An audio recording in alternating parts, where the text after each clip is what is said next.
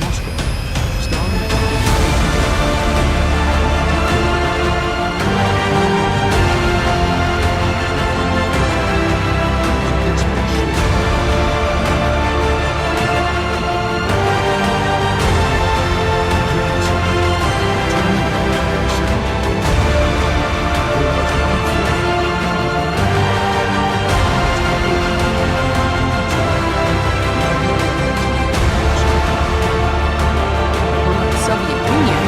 another factor that helped lead to war.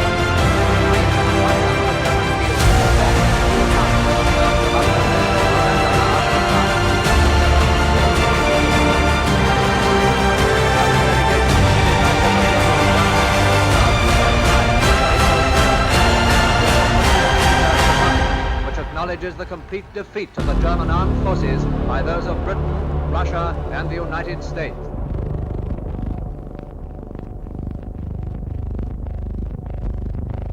Chief Marshal Tedder. The rendezvous was an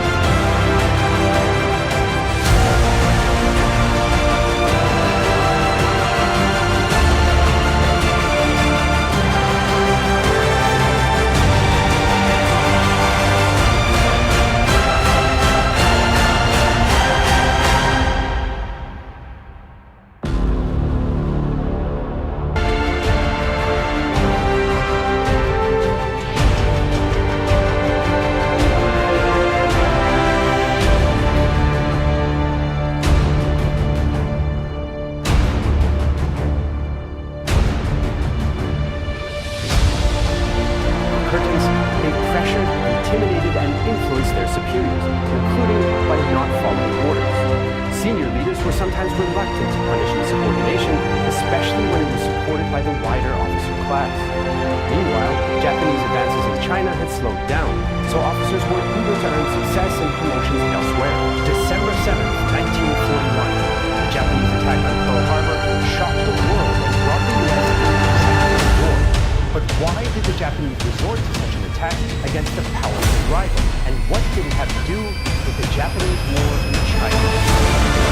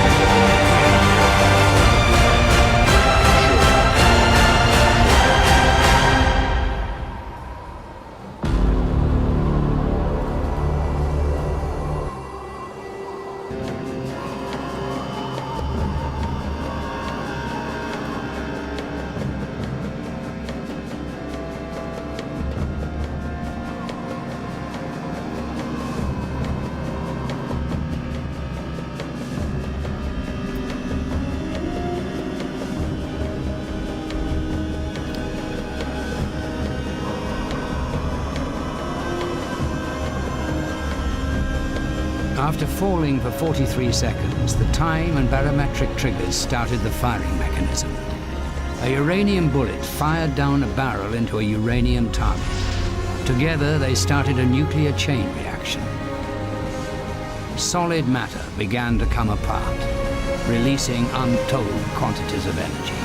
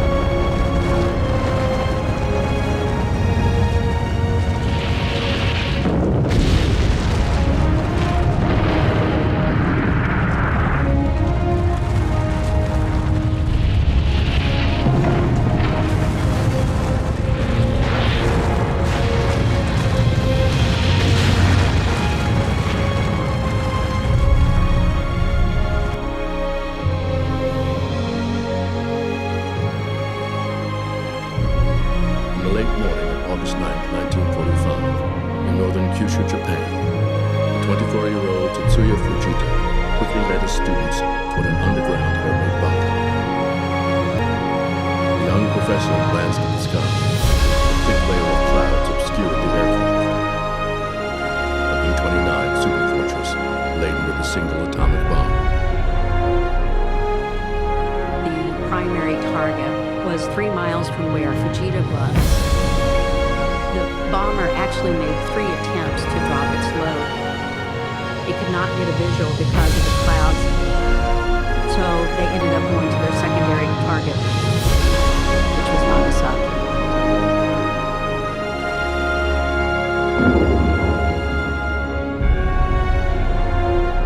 At 11:02 a.m., the B-29 dropped an atomic bomb on Nagasaki.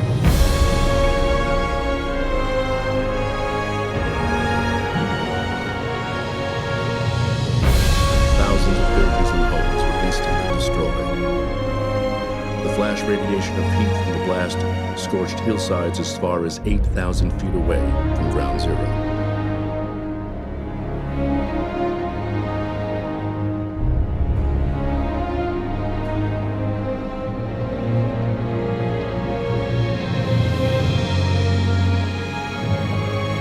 About a month later, Fujita was asked as part of a team to go out and look at the damage pattern around Nagasaki and Hiroshima to see if...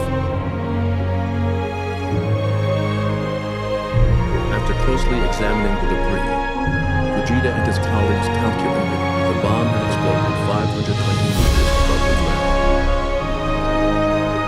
But what intrigued Fujita more was the curious pattern left by the blast. The blackened trees directly below the explosion stood upright, while those radiating out from Ground Zero fell away horizontally in a starburst pattern. As he studied the damage, Fujita imagined the airflow from the blast descending rapidly and fanning outward upon contact with the ground, toppling the trees. This was his first. Those seeds were planted during these surveys of these 2 atomic bombs. In the ashes of Nagasaki and Hiroshima, Fujita realized that the rubble told a story beyond the tragedy of death and destruction. MacArthur moved to his next great role aboard the USS Missouri in Tokyo Bay.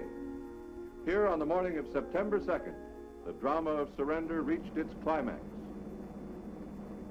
In a ceremony that lasted only 20 minutes, the fate of Japan was sealed forever. The 11-man Japanese delegation, the stage was set. General MacArthur walked from a cabin to open the surrender ceremony.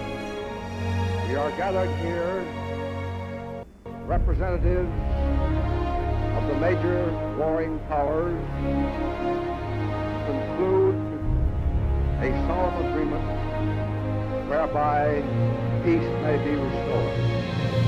The terms and conditions of the Japanese government and the Japanese Imperial General Headquarters sign the instrument of surrender at the places indicated. On behalf of Emperor Hirohito, Foreign Minister Mamoru Shigemitsu signed for the Japanese government.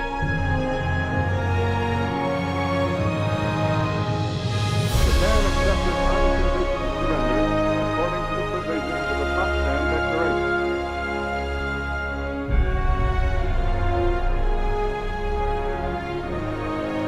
Corregidor and British General Arthur Percival was forced to surrender Singapore.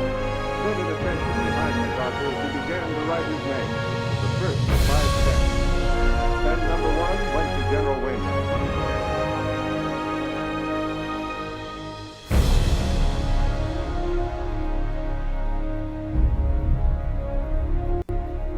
The second pen was handed to General Percival. Are closed.